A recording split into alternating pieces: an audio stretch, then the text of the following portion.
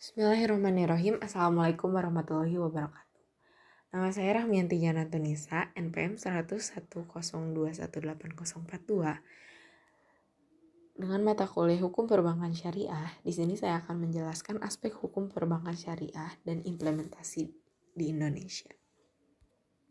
Di sini saya akan menjelaskan 4 bagian. Yang pertama yaitu aspek filosofis Undang-Undang Perbankan Syariah.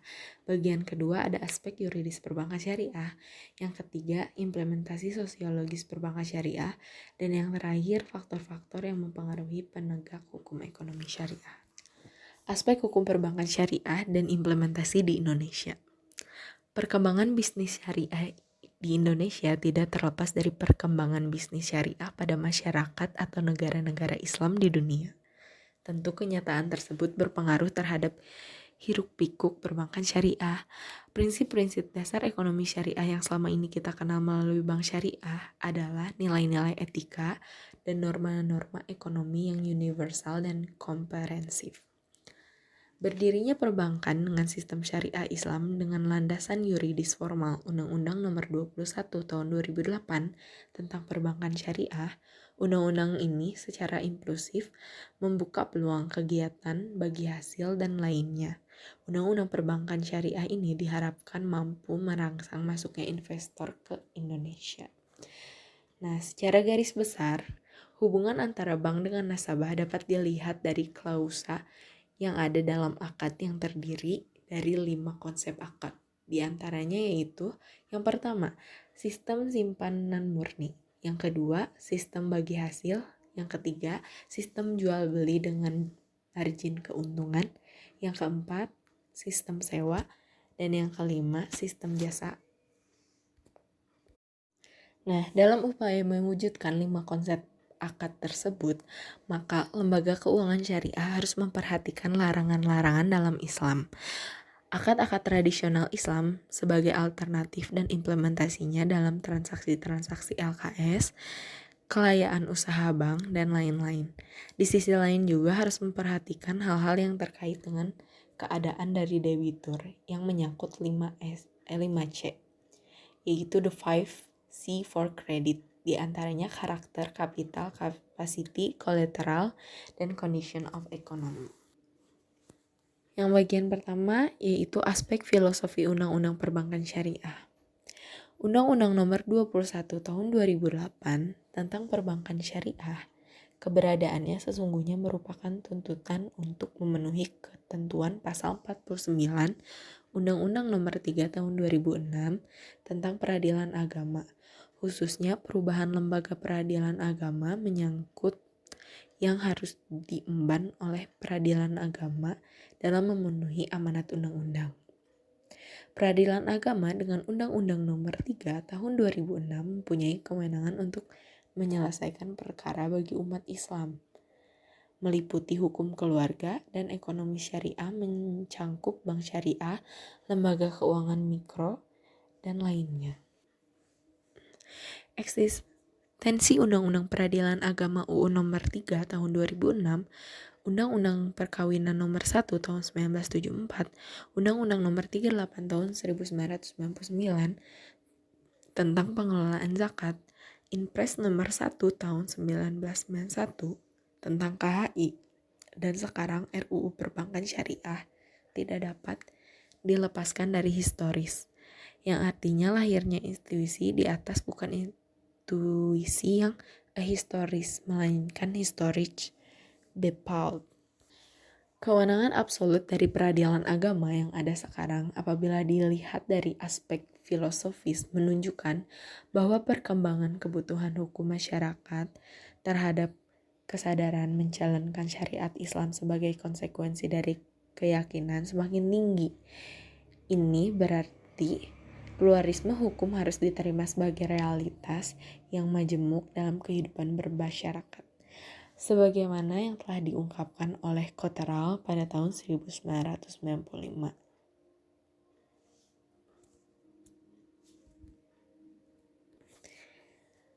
Pendapat ini menjelaskan bahwa hukum yang berlaku dalam masyarakat selain terwujud dalam bentuk peraturan perundang-undangan dan hukum kebiasaan, secara antropologis membentuk mekanisme-mekanisme pengaturan sendiri.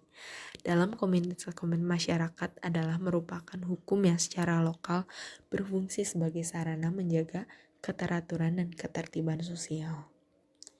Bagian kedua yaitu aspek yuridis perbankan syariah. Hukum memiliki dimensi nilai-nilai etika moral yang terwujud dalam asas-asas hukum dan tentang norma-norma serta terumuskan dalam aturan-aturan. Oleh sebab itu, seorang hakim dalam menjalankan tugasnya mencari kebenaran untuk menentukan kesalahan seseorang tidak cukup hanya memakai landasan yuridis semata, tetapi juga landasan filosofis dan sosiologis. Hakim dalam mencari dan menegakkan kebenaran atas dasar landasan yuridis hendaknya memiliki landasan kebenaran keadilan berdasarkan keutuhanan yang maha esa, mengetahui dan memahami aspirasi serta nilai-nilai yang hidup dalam masyarakat. Apa yang diungkapkan di sini mendasari lahirnya Undang-Undang Perbankan Syariah yang artinya nilai-nilai yang hidup dalam masyarakat muslim tereduksi dalam Undang-Undang Perbankan Syariah yang sudah ada. Implementasi sosiologis perbankan syariah. Di sini ada 3 tahapan yang menjelaskan bagaimana implementasi sosiologis perbankan syariah. Yang pertama yaitu ada tahap yuridis. Di sini memfokuskan pada bagian hukum yang tertulis dapat berjalan dan ditegakkan di tengah-tengah masyarakat untuk mencapai keadilan. Tentu aspek penegak hukum yang oleh Friedman dipengaruhi oleh substansi, struktur, dan kultur yang akan menjawab efektif tidaknya satu perundang-undangan. Oleh karena itu, dalam tahap ini ada kaitan erat dengan asas-asas hukum yang lazim kita kenal dengan istilah nilai dasar hukum, yaitu kemanfaatan, keadilan, dan kepastian hukum. Yang kedua itu ada tahap kelembagaan. Mempertanyakan sejauh mana kesiapan lembaga peradilan agama dalam menjalankan ketentuan Undang-Undang Perbankan Syariah sebagai aparat penegak hukum yang memperoleh kepercayaan masyarakat. Tentu dalam hal ini harus ada dukungan dari political will untuk mensosialisasikan Undang-Undang Nomor 21 Tahun 2008 melalui pemberdayaan masyarakat dengan meningkatkan komunikasi hukum, pemahaman hukum, dan kebijakan pemerintah. Yang ketiga yaitu ada tahap mekanik. Di sini mengupayakan langkah-langkah bagaimana implementasi hukum Undang-Undang Nomor 21 Tahun 2008 dapat memenuhi kebutuhan masyarakat. Perlu diupayakan penyempurnaan perangkat hukum material maupun hukum formil sehingga upaya penegak hukum tidak berhenti sampai pada pengundangan UU Nomor 21 Tahun 2008. Namun belum mampu memberikan andil dalam penyelesaian kasus-kasus ekonomi syariah yang disebabkan oleh belum berjalannya sistem pengadilan agama khususnya mengenai ekonomi syariah.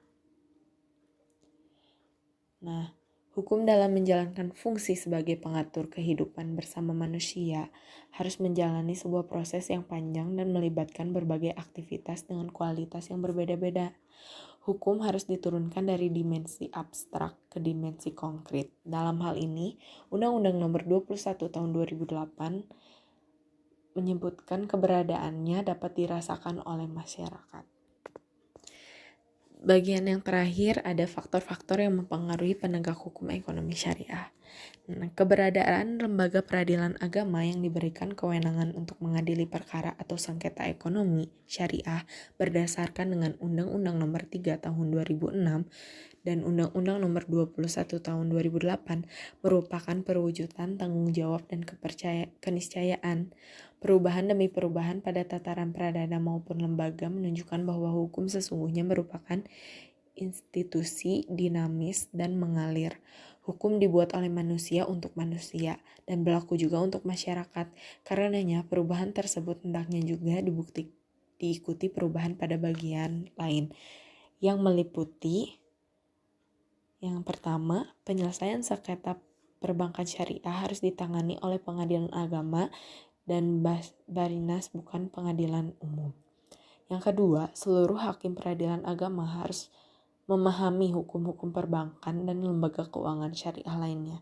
Yang ketiga, undang-undang organik lainnya yang ada kaitan langsung dengan UU nomor 3 tahun 2006 harus menyesuaikan, di antaranya undang-undang arbitrase, undang-undang pasar modal, undang-undang asuransi, undang-undang pegadaian, dan undang-undang lainnya. Yang keempat, perlu penambahannya atau perubahan materi kompilasi hukum Islam dengan menambah hukum ekonomi syariah.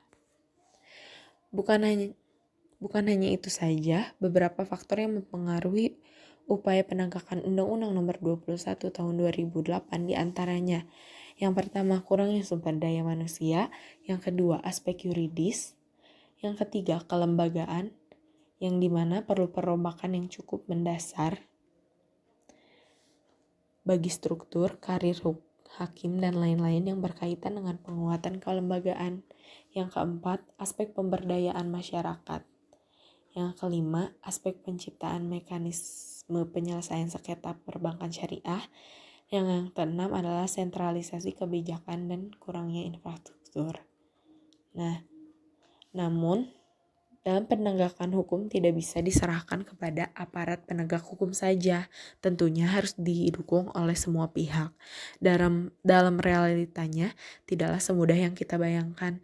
Banyak sekali tantangan-tantangan yang harus dihadapi. Secara umum, tantangan yang paling terberat adalah manusia. Karena manusia diberi akal dan nafsu sehingga menjadikan mereka lebih cenderung memuaskan keinginan pribadi.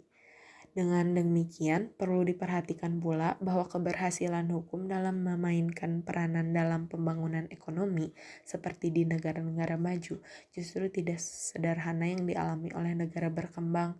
Hal ini disebabkan masih kuatnya isu-isu klasik seperti rendahnya tingkat kesejahteraan dan pendidikan.